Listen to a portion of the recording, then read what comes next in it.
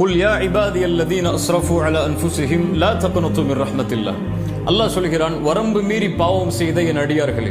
அல்லாஹ் வரம்பு மீறி பாவம் செய்தாலும் அவர்களையும் தன் அடியானாகத்தான் அழைக்கிறான். லா தக்னது மிர் ரஹ்மத்தில்லாஹ். அல்லாஹ்வுடைய அருளில் ஒருபோதும் நம்பிக்கை இழந்து விடாது. இன்னல்லாஹ யக்ஃபிரு ذுனூப ஜமீஆ. அல்லாஹ் எல்லா பாவங்களையும் நிச்சயமாக மன்னிப்பான்.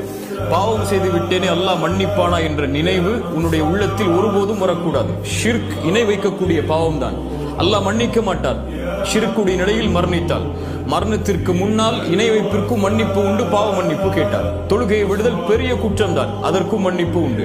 விபச்சாரம், இப்படி என்ன பாவத்தை செய்தாலும் மரணத்திற்கு முன்னால் வாய்ப்பு உண்டு. அல்லாஹ்வுடைய அருளில் நம்பிக்கை இழந்து விடாதே, அல்லாஹ் என்னை மன்னிப்பானா என்று அல்லாஹ்விடத்திலே மன்னிப்பை கேட்டால் எல்லா பாவங்களுக்கும் மன்னிப்பு உண்டு. ஏன் அல்லாஹ் மன்னிப்பான்? இன்னஹு ஹுவல் கஃபூருர் ரஹீம். அவன்தான் பாவங்களை மன்னிப்பவன், அவன்தான் இரக்க குணமுடையவன்.